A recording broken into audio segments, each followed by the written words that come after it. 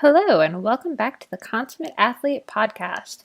I'm Molly Herford, and today my co host Peter Glassford and I are interviewing Reese Wells, who was recommended to us by Dakota Gale, who was actually on one of our previous episodes. Dakota, in all of his traveling around the country searching for adventure, stumbled upon Reese while he was doing this crazy bike ride called Keys to Freeze, where he rode from Florida to Alaska. Which resulted in a lot of funny stories, a potential memoir, and a desire to go hiking instead of biking for his next big trip, which is actually going to be another crazy adventure through Patagonia that he's starting in November. So, how does the 24-year-old handle all of it? Well, we talked to him and found out what his training looks like. Lots of yoga and lots of, focus on injury prevention, in addition to tons of hiking and distance running, and of course, biking, since he does still love riding, even if he's not planning on crossing the country again anytime soon. So, give it a listen, and we hope you enjoy. So, I absolutely have to start this podcast by reading the little introduction that Dakota made for Reese to me. So, Reese, listen up. Reese is a great friend of mine I met on the road last year while he was riding from Key West to the northern tip of Alaska. He's also a badass rider and runner, as flexible as Gumby thanks to daily yoga and one hilarious dude. Rumor has it that he can do one-armed push-ups while reading James Joyce and sipping mate. So that's one hell of an introduction. I think we're all wondering, can you do one-arm push-ups while reading James Joyce? Well, a part of me wants to say if the book is propped open, then maybe. But not that was a few years ago. I've had a string of shoulder and wrist injuries that have really decreased my upper body strength. But I'm trying to get back into it. And I'm not a huge James Joyce fan. I'm more of a Stephen King, Neil Stephenson guy. Nice. Dakota made me sound like more of an intellectual than I actually am. So I'm with you. I was an English major, but if you actually look at the books cool. if you look at the books that I'm reading right now, it's hugely embarrassing the amount of cheesy fiction that I love reading. So right. lots of the Stephen King kind of stuff too. Yeah, I'm obsessed with him. He's my favorite author. So for good. better or for worse. Yeah. So I think mostly for better. Awesome. And then sipping mate versus coffee. Where do you come down? Oh, no doubt coffee. I just finished a job working at a coffee roaster in Durham, and that only heightened my acute addiction to caffeine. But I'm a big fan of single source light blends, and can't recommend Counterculture coffee enough. So I was a production grunt, bagging 5 pounds. And that's a North Carolina roaster? Is that where they are? Yeah, they're a North Carolina roaster with a bunch of training centers across the country in bigger cities. And they just opened up a San Francisco roaster as well. But 95% of their volume comes through Durham, North Carolina. Okay, we've had their stuff, right? It Yeah, sounds really familiar. Yeah, they're really awesome. Maybe, I don't know, maybe my hands touched the bags that you guys have drunk out of. Could be. Oh, Early Bird Espresso in Frenchtown serves it. That's where we've had it. Yeah. Very cool. That's awesome. That's like the best part about traveling around is getting to, check out the different coffee in different places, personally. Yeah, no kidding. So I'm definitely more of a coffee person. Dare I say snob, but I am going to be getting to enjoy a lot of mate this coming winter in Patagonia. So I'm trying to transition to more mate drinking just because of the availability down there. Yeah, absolutely. And all right, let's actually skip ahead since we've kind of gotten into that topic. You've talked about this hiking trip and Dakota alluded to it. Tell us about it. It's super exciting. It's going to be over 1,000 miles of hiking and pack rafting through the Patagonian wilderness. It's along this trail called the Greater Patagonian Trail that's been in the process of being built by an explorer named Jan Dudek, who's been going down there for about a month a year with his partner for the last 8 years, and slowly building this trail from Santiago. And I think this year they got almost to Fitzroy.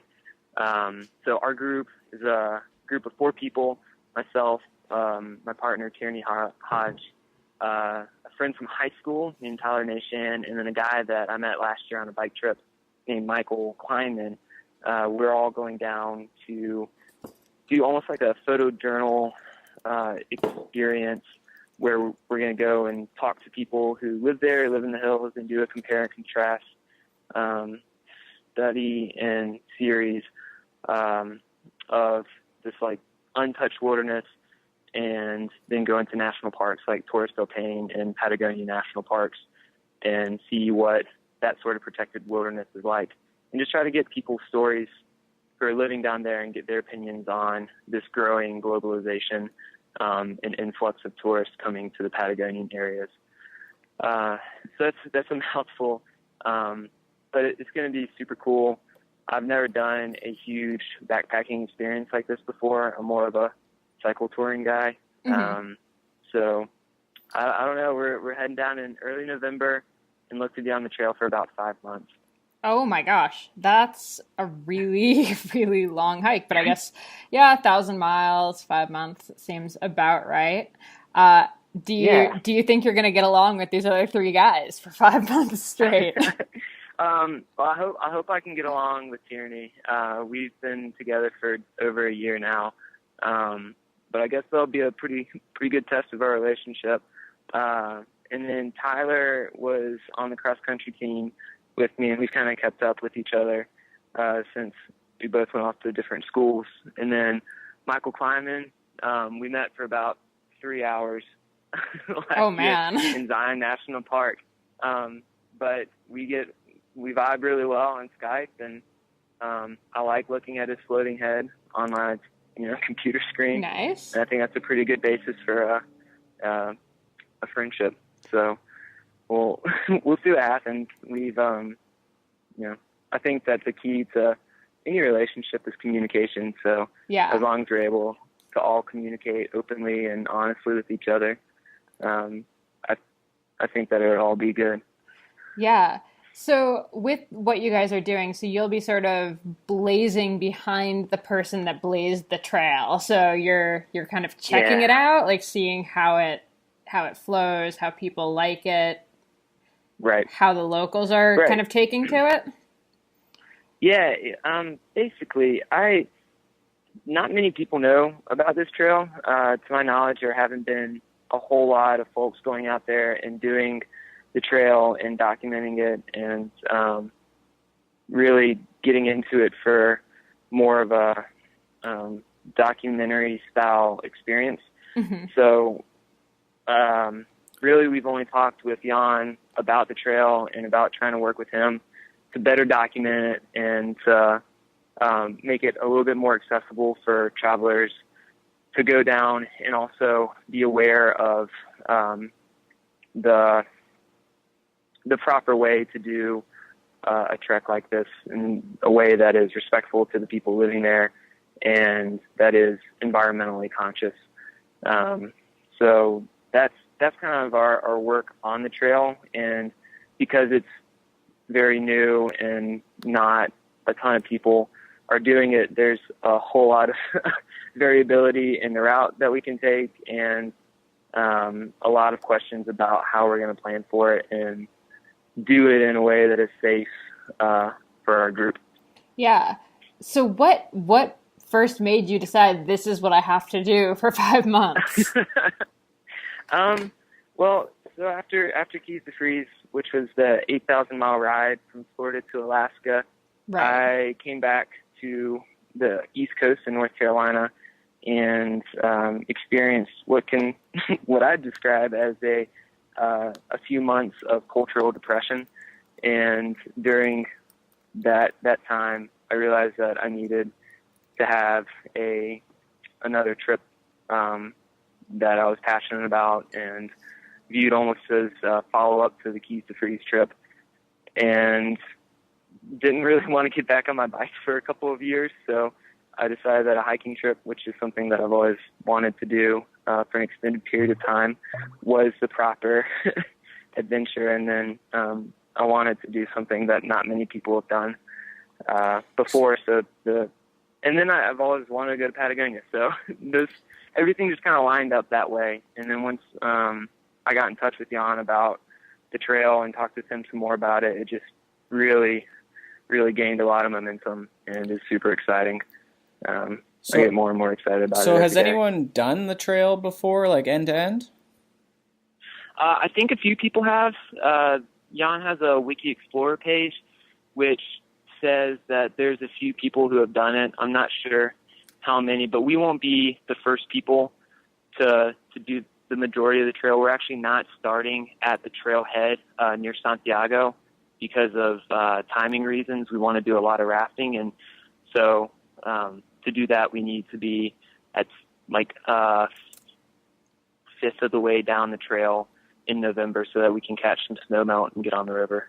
Okay. So yeah. I'm just kind of going to guess here. You're the kind of person that always needs to have like a challenge or a goal that you're sort of striving for, or you just don't know what to do. That's a pretty good guess. Yeah.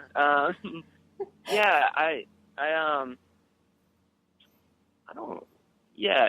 It's nice to have goals, and I am really passionate about trying to push myself physically and mentally, and I think that's one of the reasons why I love endurance activities like cycle tours and backpacking and running and that sort of stuff. Mm-hmm. So yeah. So how are you preparing for this hike? I mean, you've got to be doing a whole lot to be getting ready for that.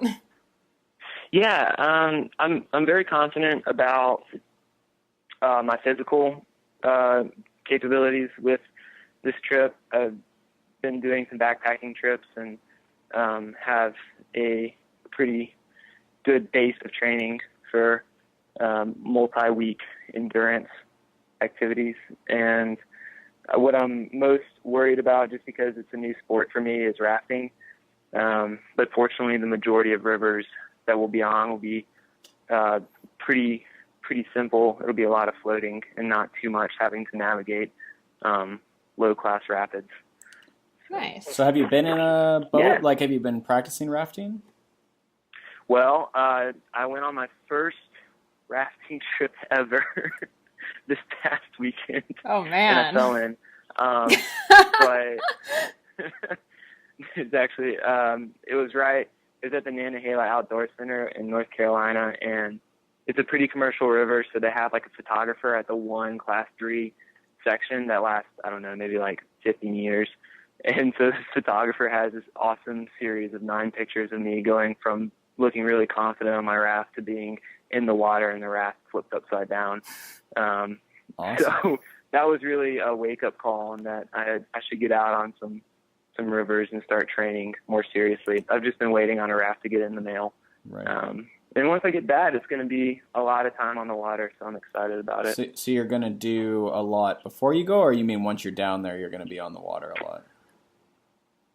Well, I hope that I can train as much as possible before going down there, because once we get down there, we'll be on the water a good bit. But I think that my whole team kind of shares my thoughts that we'll only raft when it's pretty calm water, because I don't think any of us have a lot of experience. So is the trails on water at portions then, or how is that? Yes. Yeah. Okay. Yeah. It's a combination of hiking and pack rafting. To my knowledge, you can do the whole thing through hiking, but I think that rafting allows you to really get out deep into some wilderness areas, which is what we want to do. So yeah, we'll be doing as much rafting as possible, I think. That's awesome. So speaking of rafting then, I mean, if you've had a shoulder injury in the past and, hurt that in your wrists, are you working on rehabbing them for the trip? I fractured my wrist just under 2 years ago, and then broke my collarbone about 1.5 years ago. And both of those are are basically healed at this point. And so I do a lot of core exercises and calisthenics, and then a bunch of yoga.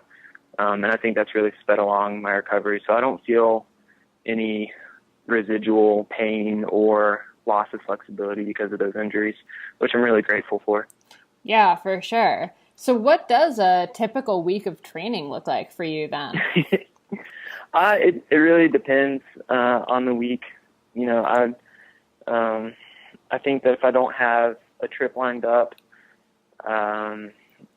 it'll be about 30 to 40 miles of running, 4 hours of yoga, 3 hours of core and calisthenics, and then maybe about 100 miles of bike riding. Okay, so you haven't totally given up the bike riding, despite... No, I love it. I try to commute by bike, and so I spend a fair amount of my day riding around town. That was one of the reasons I missed your call, and it took me a while to get back to the house to call us, because I was out in the middle of downtown trying to bike home. Nice. Yeah, we're pretty big on the walking around town or riding and everywhere that makes sense to ride or walk. So much better than driving. Totally. Yeah, I'm not a huge fan. I think it's going to be time to let go of the old Corolla and come back after Patagonia with just a bike. I'm pretty excited about it. That's awesome. So talk to us. We haven't actually talked to anyone yet on the podcast that's like really into yoga, right? Like Ryan was. Oh, Ryan, right, of course. But how did you get into yoga? Was it more like as an injury prevention thing, or did you just fall in love with it? Well, so I've been doing yoga since I was 16. Right now I'm 24. My birthday's in a month. And I hated yoga for the first 6 months. I did it. My mom made me and my dad and my sister go with her as a family to be like a weekly family activity. Aw. Because I was, in my angsty stage, and my sister was in her angsty stage, and it was a nice way to spend an hour without, talking to each other and really bond over yoga. So the first 6 months were super hard, and I didn't like it. And then all of a sudden, just something clicked, and I fell in love with it. And I just saw huge improvements with my running because of it, and I wasn't getting injured as much.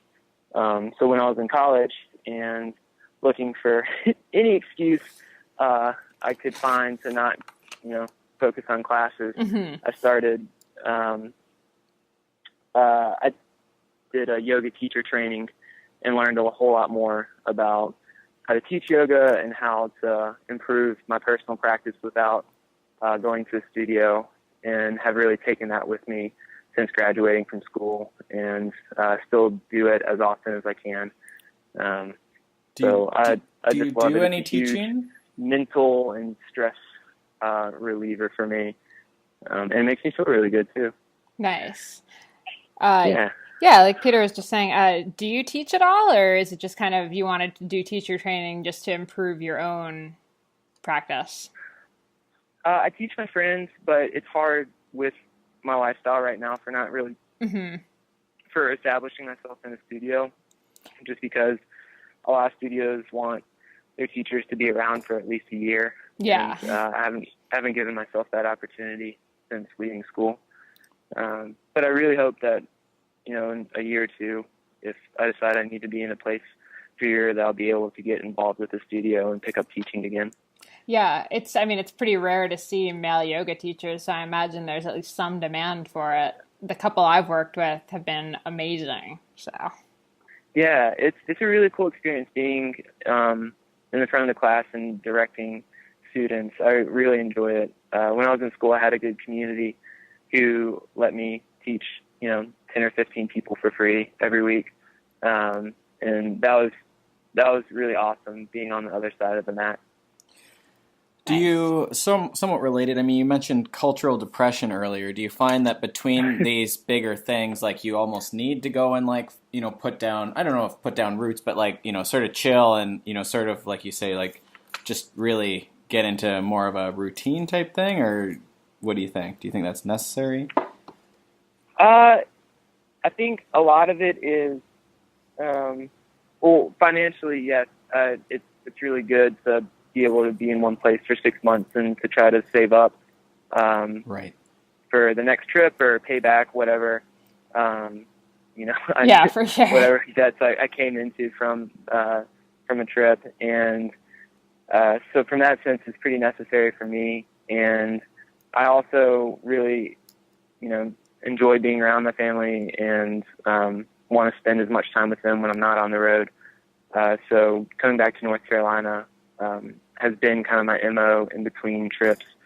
And I think at times it can be hard to be back in a hometown just because I feel like I've changed a lot and maybe don't identify as much with my hometown as I used to.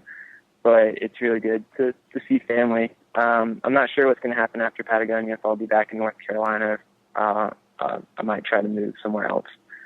So Sweet. We shall see. So Yeah. you've done a lot of bike touring, and that's definitely something that's becoming more popular. And I'm coming from a very competitive cycling background, but I've always said someday I'm just going to go and I'm going to coast whenever I want. I'm going to stop for lunch. Have my cool sunglasses on my collared shirt or whatever, and just cruise around and go see the land, right? Like stop it rather than racing by all the time.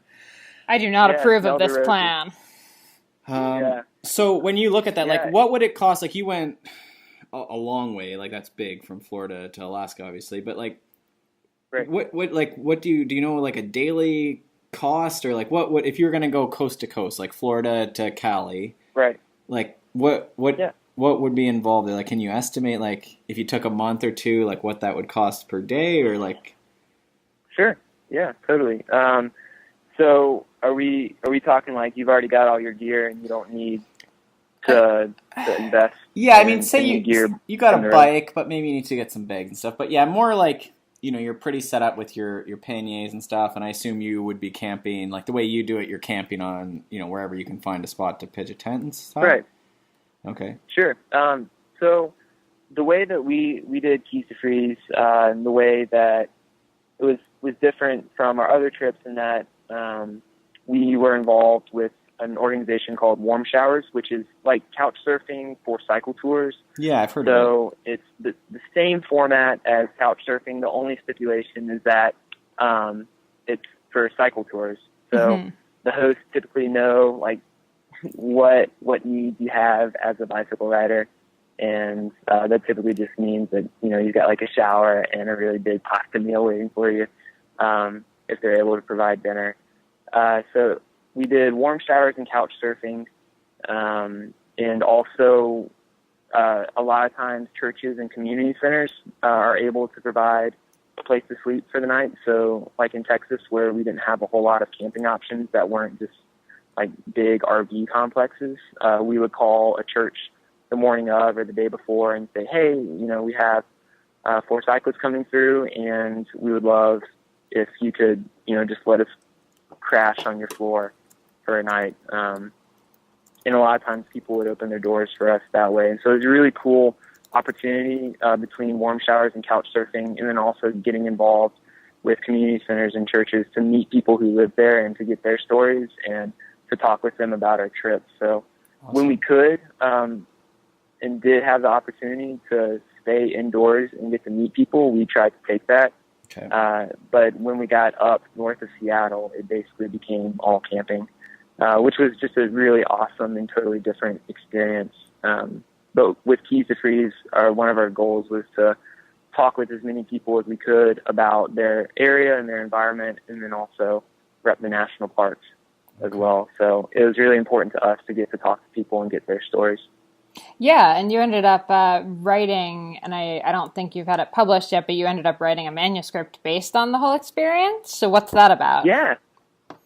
So the book right now is just called Keys to Freeze, and it is it's about our trip, but it's a lot of discussing the touring lifestyle and kind of the emotional work that comes from being on a bike, not only with group dynamics and learning how to be a team together, but also having the opportunity and the time and space to turn inwards and to really do some self-work. I know that the trip for me was a huge positive experience for getting to kind of explore some issues that I faced earlier in life, and it just totally changed the way that I view myself and I view the world around me. And so that was kind of a reflection on that, with a whole lot of funny and that's thrown in from our trip as well. So that's the book. Right now, I'm in the process of reaching out to agents to hopefully get picked up, and we'll see what happens. I've been told that it's a really tough market for memoir writers, but I've got my fingers crossed. And if it doesn't look like anything's going to materialize this year, then I'll go through the process of hiring a copy editor and self-publishing in 2017.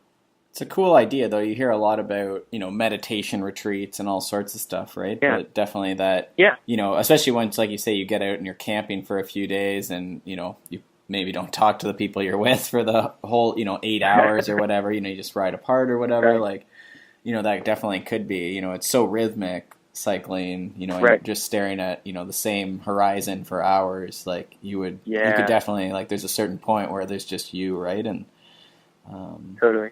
Yeah, cool. I think it's really cool. I think what's super no, it's okay. I think what's super interesting about that and then the Greater Patagonia is in both circumstances you've had these crews assembled for it. So I guess how do you pick the crew for an adventure? Because I think so many people struggle with that. And you're thinking like crew as like just the people you're going with, because like you don't have support on this. Yeah, not like a support crew. Right. I mean like the crew of people that you're doing it with. Because I mean, I know that's got to be super hard, just finding people that are going to be reasonably similar ability wise, or at least like aren't gonna get emotional about not being the same ability. So how did you pick that team? So with Keys to Freeze, it just came together really organically. My best friend from college, Brady Lawrence, and I came up with the trip together, and then my best friend from previous bike tour I did on Bike and Build, I invited him along before Keys to Freeze was actually a thing. I was just joking with Tyler about it, and he was like, "Oh yeah, totally, I'm in." So nice. It was me, Brady, and Tyler, and then Brady's partner Rachel came, and then we actually had 2 other people join on from Key West to San Francisco, and then we had different goals halfway through the trip, and so they left, and we continued on as a group of 4. So we've experienced kind of the group differences and trying to work through communication issues together. And so with Greater Patagonia coming up, I really had my fingers crossed that the whole Keys to Freeze team would be able to go back for a second lap, but it just didn't work out because of life. Everybody's in different places of life. And so with this time, I invited my partner, Tierney, and then we created the website and reached out to some of our friends, letting them know that, this was happening, and kind of had a mock application process where we just, said, if you're interested in doing this trip, send us your adventure resume, and we'll do a Skype interview. And so that's kind of how we picked everybody else. And it was pretty clear that Tyler and Michael were going to be great fits for our group. What's the website address, just while you're mentioning that, the web address? Say that one more time? What's your website for your journey? Oh, yeah. It's greaterpatagonia.com. Awesome. That's easy. Yeah. Yeah, definitely. So with the communication, what are some of the, I guess, keys for great communication? Because I know it's probably a fine line between like over communicating and like under communicating. Right. Yeah, definitely. So it's basically the way that I see it. I think that if it's something that you find is serious and needs to be addressed, that's better to address it sooner rather than later, and not let it fester. And that if it's something that is important to you, and you want it to be communicated to the group, then it needs to be communicated in a respecting and loving manner. And then also, if you're struggling to understand another group member's reaction, or the way that they're acting, then it's really useful and beneficial to put yourself in their shoes and just to think about their experience that they're having. Because even though you're experiencing the same events, the way that you absorb it could be totally different than your teammates. So just trying to suss out what's going on emotionally is super important, I think, for an effective and efficient communication system. For sure. Yeah, but it's not always easy, and a lot of times, the stress of the environment can really affect communication. And I think that one of our biggest gifts on Keys to Freeze was being able to turn a really tough day into a lot of fun just by joking and laughing our way through it. So I really hope that with this Greater Patagonia group that we'll be able to do the same thing. Yeah. I think it might even help. I mean, just having the idea in your head that you were going to write a book about the experience, I find when you know you're going to write about it, that tends to make crappy experiences much better because you can be like, okay, well, at least this is going to make an amazing story. Totally. It's just fodder. Exactly. And so we last week we talked to Leslie Timms, and she was saying, especially when traveling with her partner, it's, sometimes it gets really hard because it's like, is it about the actual thing that's happening, or is it about the relationship, or what is it? And she was saying what she tends to do is just try to imagine like how she would respond to her partner if he was just like a client or just like a friend, and that helped her a lot, just like backing off of like the pre-existing relationship. So de-emotionalizing it, I think that's super important. Exactly. So that's something that Tierney and I are going to work on.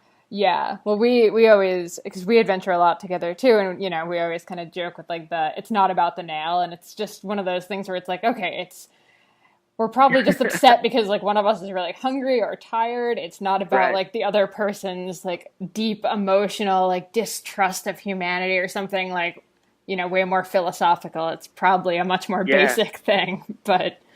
Totally. I put the disclaimer on when I get angry that it's 85% of the time I'm just super hangry.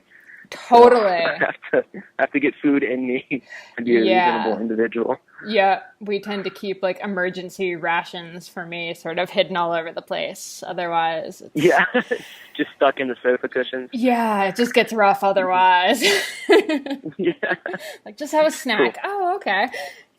So switching gears sort of here, I just want to go in a bit more on some of the training movement stuff you've done. So I have two questions, I think. One, going back to the yoga, and you said you had some running injuries. What were they in particular? And if you have any insight into like what yoga movements were maybe helpful, just what injuries did you have that you found yoga helped? So I had a partial hip flexor tear, and then I had Achilles tendon issues when I was in high school. And for both of those, doing a sequence of dynamic flow yoga, I call it power vinyasa, was super beneficial for me. And then also backing off from running during that time period really helped. So I think with the tendon issues, it was just mostly I needed to quit running for a little while and then to do some rehab through strength and flexibility. And that's been kind of the last of my running injuries. I think a big part of that has been in having new and exciting sport interests, with getting into getting more serious about yoga, and then really getting into the idea of being strong from calisthenic exercises.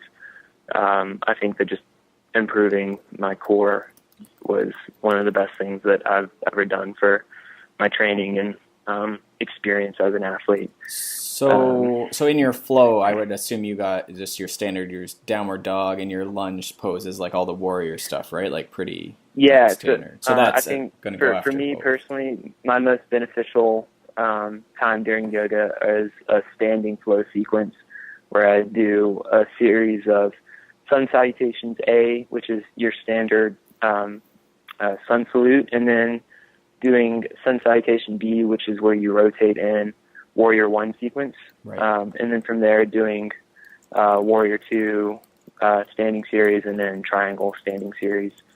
And that typically takes about 30 minutes. So if I can fit that in a day, that's a good day. And then if I want to really dig deep into a yoga practice, then I'll incorporate the seating series, which I think is more beneficial for flexibility, and is really great for recovery after races or long rides. Yeah. I think what you said about running and just knowing sort of that you needed to back off it is something that so many people overlook in terms of like injury prevention and recovery. It's sort of amazing how many people just like keep slamming into a wall and just keep doing it over and over and wonder why it doesn't actually get better. I mean, you're obviously back to running and doing fine now, so. Yeah, totally. I think one of my breakthrough moments was when I stopped doing workouts twice a week, like doing running workouts. I went from being a very competitive short and mid-distance runner in the mile and 5K to enjoying longer and longer races. And by doing that, I just would focus on running and not trying to hit certain splits or times or tempos, and just being outside. And so from there, I transitioned into trail running, and having that lower impact sport has just totally changed my relationship with running. And I love it so much now. Yeah, for sure. And you talked about calisthenics. I mean, okay. This is going to sound really beginnerish. What exactly are calisthenics? So I don't have a exact definition for, I think, I have my own version of calisthenics that I kind of developed with a friend in college, where we would go to the gym and do about an hour of just body weight exercises, and build off of that from week to week. And it's just a ton of high reps with very little rest in between sets. And the training program that I developed was series, like alternating between like muscle groups. So you would go and you would do 20 dips, and then you would do 10 pull-ups, and then you do 20 dips and 10 pull-ups, and you do 4 sets of those 2 exercises, or 4 reps of those 2 exercises back to back. And then you would cycle into like push-ups and bicep curls or something, or push-ups and Australian push-ups, which are similar but different, and do high intensity reps. And then you would kind of break up the workout with 15 minutes of core, and then the second half of the workout you would do legs, where you do squats and lunges together, or squat thrust hops, and I call them windmills. And from there, we were able to really establish like where our base calisthenics are, and then build off of that by introducing more weight or more reps or more sets, and doing like an hour of calisthenics and then an hour of yoga and then an hour of running. I didn't go to class very much my senior year of college. I was in great shape, and I've kind of kept that with me since leaving school. So pulling is usually the hard thing. So your pull-ups and your rows and stuff. So basically, it sounds like a lot of your pulling was coming from, a pull-up. Was there any other type of pulling motion, or is there other types that you might try and include, like as far as rows and stuff? Like, would you use a dumbbell if you had access to it? Definitely would still use free weights. Very rarely do we pick up a bar, and I think that there's probably about 30 exercises that we rotated through. Right. And it just kind of depended on what we wanted to do that day. It wasn't so much like a set thing. That makes sense. So, yeah, but there's definitely weights involved. But I'd say that 2/3 of all the exercises you can do in your home. And for us, it was as much of a cardio workout as it was a body Sure. or like a weightlifting session. I like that. And then I was thinking you've mentioned core a bunch. So if you were a total beginner non-athlete, is core where you would Yeah. sort of start to get like capable of doing everything else? It seems like it's very important for you. Yeah, I really believe in balancing core with yoga, with some sort of cardio, whether that's walking and jogging or getting on a stationary bike or getting in a pool and doing laps. I think that it's super important to balance the cardio with the core, with the flexibility in the yoga. But for core specifically, I love doing plank, and I love doing variations on abs that get your upper abs, your lower abs, and then your obliques. So all 4 quadrants. And in addition to doing, the front side of your body, it's really important to focus on your back muscles. So doing, I call them butt raises. It's just where you're in bridge pose and you're lowering your seat bones down to the ground and lifting them back up again, and really focusing on engaging your low back as your seat rises up to the ceiling. Mm-hmm. And what that does is it helps balance out your core muscles, because if your core is really strong but your back's really weak, then you're at risk for hip injuries. So that's how I actually had the tear in my hip flexors, is because my abs were so tight that it was pulling at my hip muscles and my back wasn't strong enough to support that. So it's really important to balance out the front of your abs with your back. Yeah. I see here, do you still play any Frisbee, or I see that's in sort of the notes we have here. So do you bring that on the road? Like, is that part of how you guys might, chill out or something in the evening when you're on a hike or a bike tour? I hope so, man. Yeah. Yeah, we had Frisbee with us. I love to play Ultimate. I love to just, huck the disc, man. It's a good time. I'm not sure if it'll make it on to Patagonia or not. Definitely going to have a couple of hacky sacks. Hacky sacks are awesome and a really good way to, work out some different muscles of your legs. Sure. And your core too, if you're getting into it. But I think that being able to do sports that require you to have core and flexibility and cardio, like Frisbee, are just a really awesome activity to do. Yeah, and I think that's that sort of Frisbee, especially, you're getting their throwing in there, and you're getting sort of moving in all planes and some socializing, teamwork type stuff. So I think that's a lot of times people are missing that, and that's, what we're looking at here with this podcast is, all the different elements of movement, all the different elements of adventure, or whatever you want to call it, life. And I think that's definitely, like, a lot of this stuff is really solo, especially anyone with an endurance background. So it's always interesting when we see people who are doing, group tours or, really love team sports or whatever, right? Because usually people are either really into your, like, hockey, baseball, team sports type stuff, or they're endurance athletes, right? So finding what's their entry points into the other world, I guess, right? Yeah, totally.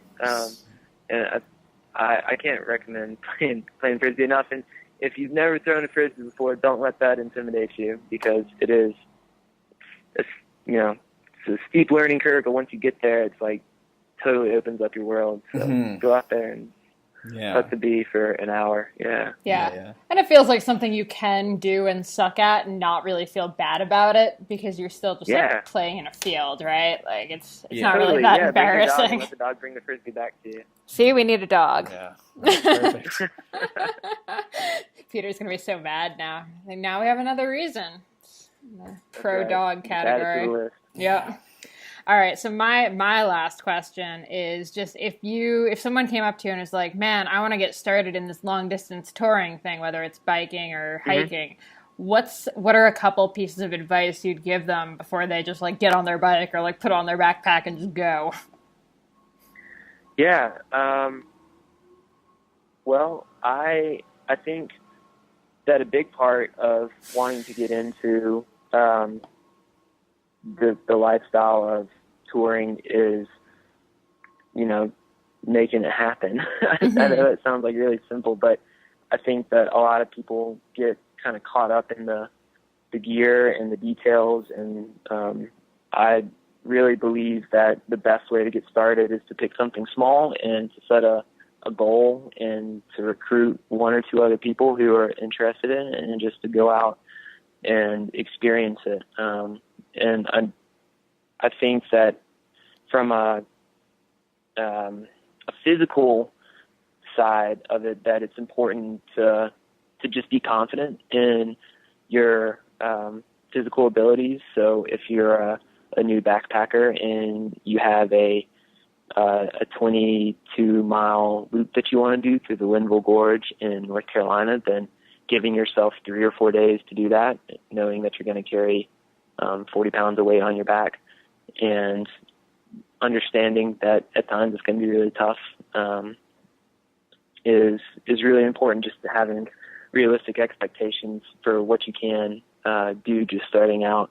I know that for me with backpacking, I had a friend who wanted to go on the trip, and we decided to do a backpacking trip, and it was like an awesome experience because it was super gentle and it was a great introduction for me. And with cycle touring was a little bit different because I just decided that I wanted to bike from North Carolina to Philadelphia before doing bike and build. And I tried to do that 500 miles in 5 days after never doing a 100-mile ride before. And that was a totally tough experience, but I learned a ton from doing it. And think that made me mentally a better rider. So maybe I just contradicted myself right there, but I think that the biggest thing is just like saying, if you want to do something, then just say like, yeah, I'm going to do it, and then make it happen. So setting realistic goals and expectations for yourself is the best way to get started. Yeah. And then reaching out to your support system saying, hey, I want to go backpacking. I don't know anything about backpacking. Is there anybody who wants to come with me? He knows more than I do. So that helps a ton. Yeah. No, I really like that. I think a lot of people get really hung up with this idea of like it needs to be a 60-day trip or it needs to be this long to make it count. But there's nothing wrong with starting with the 2-day trip and seeing how that goes and what you need and kind of figuring it out from there. Yeah.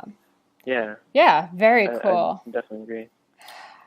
All right. I think that's about it. And we're about at the 50-minute mark, which is our usual time. So thank you so much for chatting. It was awesome to get to know you and finally connect. Yay! Yeah. Thanks, Molly. Thanks, Peter. Thanks so much for tuning in to the Consummate Athlete Podcast. We hope Reese has inspired you to start planning your own adventure, however long or short that may be.